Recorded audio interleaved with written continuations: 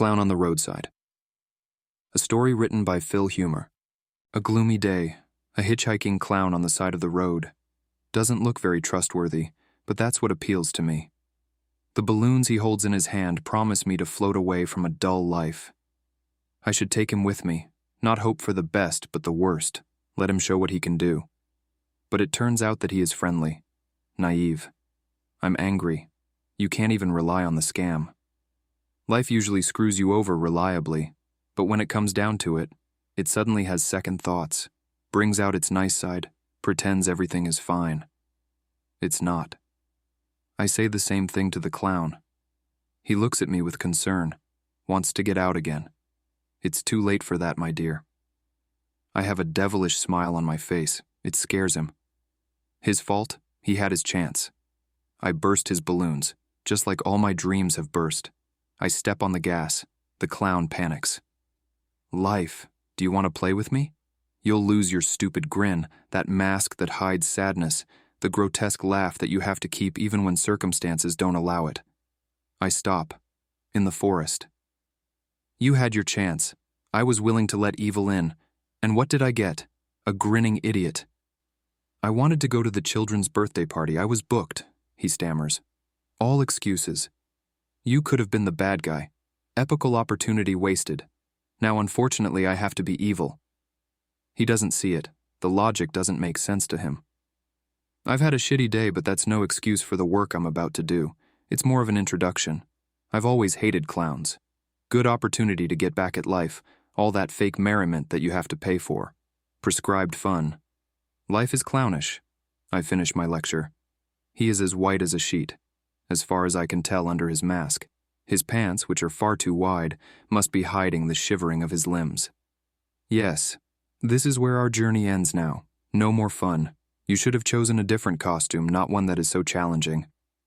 I blame him. Clever move. He immediately feels guilty too. I've only been doing this job for a few weeks, but I'm getting better. Some say I'm really funny.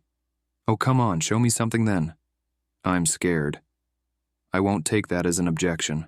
A good clown knows how to defy it. The nastiness of life can't touch him. His mind is armed against it. The red hair would look great on me. I ask him to take off his wig, dress up as a clown myself, become the thing that makes you aggressive. He refuses. They're from the costume shop. I have to return them in one piece. Wholesome? Nothing is whole in this world. With these words, I tear the wig off his head. I also want the red cardboard nose. They say that you will inevitably have to smile. I want to smile, even if it's completely pointless. Life and the ice-cold universe don't care whether you smile at it nicely or whether it's a mask of disgust. I want his balloons too. He has a large supply of them. We blow them up together. Isn't life grotesque at some point? Does it ever take a break from its tireless grotesqueness? I shout at him, but I'm actually shouting into the forest. The trees are silent in dismay. They weren't even aware of their own absurdity. Standing there, waiting for things to happen, an inactivity caused by their disposition. They don't tend to hitchhike. They are not vagabonds. Maybe I'm too much of a tree? Proud of my roots, but they only prevent me from getting away. What is the wisdom of the clown? Have you come across any noteworthy insights in the course of your work as a clown? Is it worth getting involved in the mask business? Should I put on a myriad of masks to find out who I am? From the strangeness, from a distance you might have a better view of the particular. You meet in roles. They are always roles. Acting. You play the good citizen. You play the revolutionary. But none of it is real. None of it. That may be so. But I'm going to miss my appointment. He seems to realize that my determination has waned. A moment ago he was a role, a function.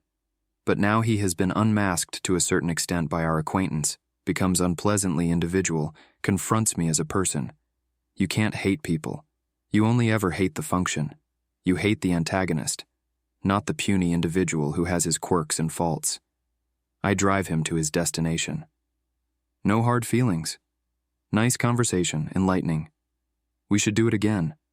Not necessarily. Clowns enrich our lives. They confront us with merciless humor. And when that meets a bad mood, it's like the weather when cold and warm air collide. Let's see who I can take with me next.